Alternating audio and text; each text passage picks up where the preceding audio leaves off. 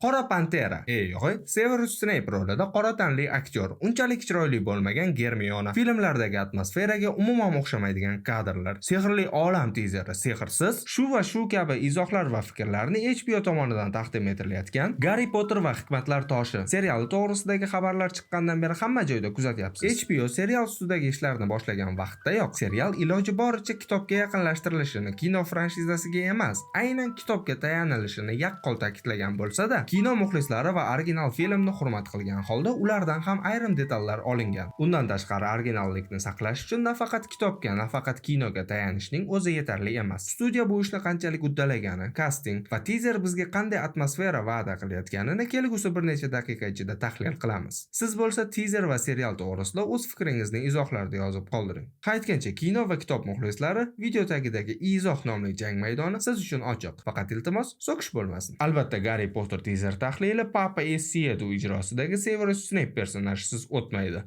Shuning uchun yaxshilab joylashib oling. Biz tahlilni boshladik.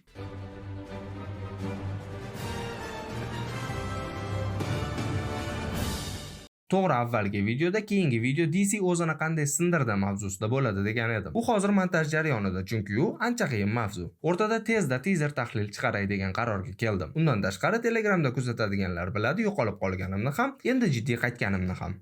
HBO Garri Potter serialini har yili bittadan mavsum chiqarmasligini aytdi. HBO rahbari ta'kidlashicha, bunday masshtabli serialni yaratish ko'p effektlar va mehnat talab qiladi. Ha, bu bir tomondan odamni xafa qiladi, lekin har yili bitta mavsum chiqarishga ulgurish uchun chala bitgan effektlar, chala bitgan grafikalar bilan chiqargandan ko'ra ko'proq muddat olib, yaxshi bitta chiqargan yaxshiroq. Tak что biz bu fikrni qo'llaymiz.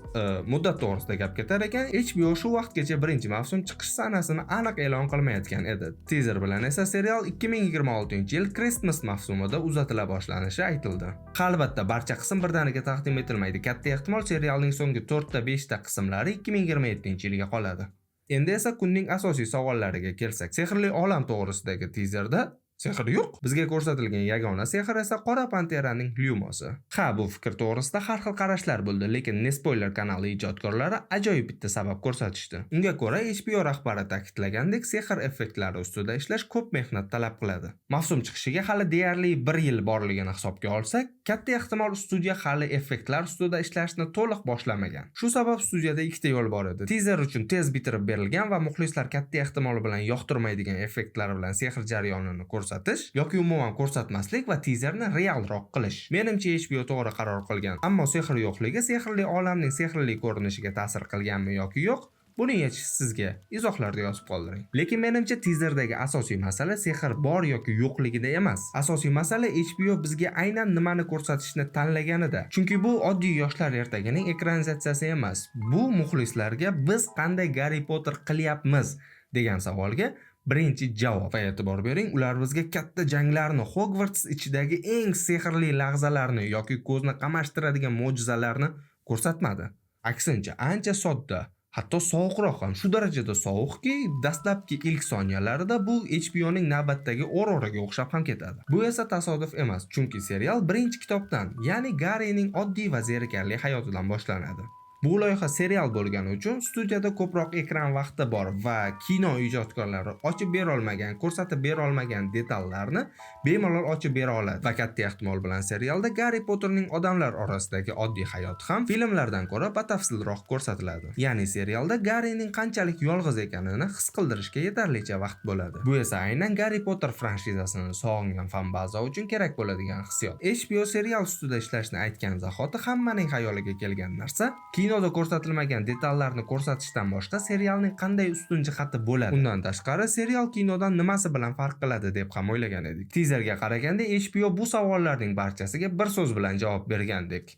Realizm. Aynan shu narsa ko'pchilikda sehrli olam sehrli ko'rinmayapti degan tuyg'uni uyg'otgan. Sababi teazerdagi atmosfera reallikka yaqinroq va ertakona detallar kam. Hatto Garri Potterning peshonasidagi N-si ham yaqqol belgi sifatida emas, balki haqiqiy chandiqqa o'xshatib ishlangan. Yoshlar ertagining ekranizatsiyasi bunday bo'lishi kerak emas. Kinolarda yaxshiroq edi deb aytishga shoshilmang. Bizga teazerda asosan Garri Potterning hali sehrli olamga o'tmagan davri ko'rsatildi. Bu degani serialda hali to'liq sehrli atmosfera yaratishga imkoniyat bor. O'z umuman olganda kinolar ham dastlabki 3 ta qismi ertakona va sehrli ko'rinadi. Undan keyingi qismlari qismdan qismga tobora qorayib g'amginlashib boradi. Shuning uchun menimcha serialga imkon berib ko'rish kerak. Kunning keyingi asosiy mavzusi esa casting va ayniqsa Papa Essiedu. Severus Snape personaji haqida gapirishdan avval videodagi bu bobni Harry Potterning avvalgi ijrochisi Daniel Radcliffening so'zi bilan boshlamoqchiman. Ularni o'z holiga qo'ying, ishlashsin. Bu yangi, boshqacha narsa bo'ladi. Menga qilishingiz mumkin bo'lgan yaxshiliklardan biri yangi aktyorlardan har safar meni, Emma va Rupertni so'rayvermaslik. Ya'ni aktyor yangi triodan eski kinoni izlamasligimizni va bu yangi aktyorlarga bu rollarda ulg'ayishga imkon berishimizni aytyapti. Va yangi avlod uchun qalblarida qoladigan boshqacha bir ertak paydo bo'lishi mumkin. Asosiy trio masalasi Nuilladna. Hop, Radcliffening gapida jon bor. Germionaning qoramtirroq va unchalik chiroyli emasligi esa, bratan, Germiona kitobda ham shunday. Kino ijodkorlari Emma Watsonni o'ynatishgan. Oddiy mantiq bilan qaraydigan bo'lsangiz ham, Germiona sinfning ikki atstoyi bilan do'stlashadigan, kitoblariga mukkasidan ketgan, chiroyda taksibek qiz. Ya'ni u sinfdagi eng zo'r krasotka emas. O'ylab ko'ring, sizning ham sinfingizda shunday qiz bo'lgan. Germiona aynan o'sha qiz. Shu sabab asosiy trioga tosh otishni bas qilib, ularga imkon beraylik. Lekin Papa Essiedu to'g'risida bunday deya olmaymiz. Keling, bir lahzaga ko'zingizni yuming. Severus Snape, ilgaksimon uzun burun, yog'li ko'rinadigan qora sochlar, qora va sovuq ko'zlar, oqaranqiragan rangsiz yuzlar. Oqaranqiragan rangsiz yuzlar. Karl, to'g'ri, buyuk aktyor Alan Rickmandan keyin Severus rolini uncha-muncha aktyor o'ynay olmas edi. Lekin Papa Essiedu kuchli aktyor. Uning ijro mahoratiga gap so'z bo'lishi mumkin emas. Lekin kasting qilganda faqat ijro mahorati emas, balki personajga aktyorning tashqi ko'rinishi ham tushishi muhim. To'g'ri, Pattinson Batmanni o'ynagandek istisnolar bo'lishi mumkin. Lekin Papa Essiedu, xullas o'zimni bosib bir chetdan tushuntirib beraman. HBO uchun bu taktika oddiy hol. Bu ishni bungacha Ajdar xonadoni, The Last of Us kabi ulkan proyektlarda ham qilgan. Ajdar xonadonida qora tanli va oq sochli personaj ijtimoiy tarmoqlarda ancha shov-shuv bo'ldi va serial haqiqatan ham shundaymi deb bir necha ming tomoshabinlar kirib ko'rdi. Qarasa, serial yaxshi ishlangan va serial yaxshi bo'lganligi uchun deyarli hech kim u qora tanli personajlarni yomonlay olmay qolishdi. The Last of Us'da esa Bella Ramsey asosiy personajni o'ynagani ijtimoiy tarmoqlardan serialga anchagina tomoshabinlarni haydadi. Lekin Harry Potterdek katta franshizaga bunday arzon marketingning keragi yo'q edi. Busiz ham serialni tomosha qilishardi. Nima bo'lganda ham bizga loyiq deb ko'rishganini oldik. Endi menimcha Papa Essiedu ijrosidagi Snape emas, Hogwartsning boshqa bir random o'qituvchisi deb qabul qilib serialni ko'ramiz. Chunki Papa Essiedudan Severus Snape umuman chiqmaydi. Xullas, Papa Essiedu'ni so'kmasdan izohlarda o'z fikringizni yozib qoldiring.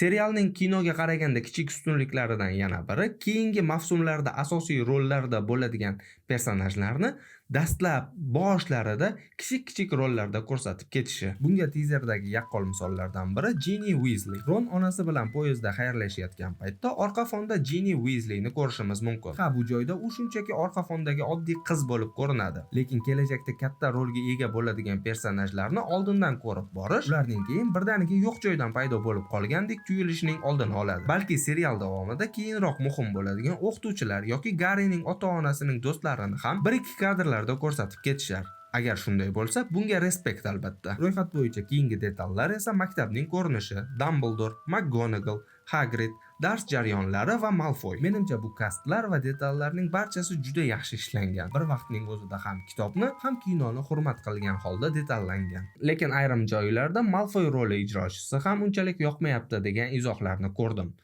Menimcha bu joyda ham asosiy triodagi holat shunchaki yosh aktyorga rol bilan birga ulg'ayishga qo'yib berish kerak. Xullas, umumiy olganda teaser juda yaxshi ishlangan. Sehrli olamning sehrli hissini bera oldimi? Albatta, franshizani sog'inganlarga nostalgiya bera oldimi? Ko'pchilik uchun ha, qolganlarga esa serialga imkon berib ko'rish kerak deb o'ylayman. Ha, albatta, kasting bo'yicha ayrim savollar bor, lekin aynan shu narsa serialga originallik hissini beradi. Uni kino va kitobdan ajratib turishga imkon yaratadi. Videoni shu joygacha ko'rganingiz uchun rahmat. Shuncha vaqt yo'q bo'lib qolganimga qaramay meni kutganlarga, boshqa videolarim tagidagi izohlarda yangi videolarni so'raganlarga alohida rahmat. Undan tashqari Telegramda har bir postimizda tagida reaksiya qoldirib izoh yozadiganlarga juda katta va alohida rahmat. Ko'rishguncha charchamang.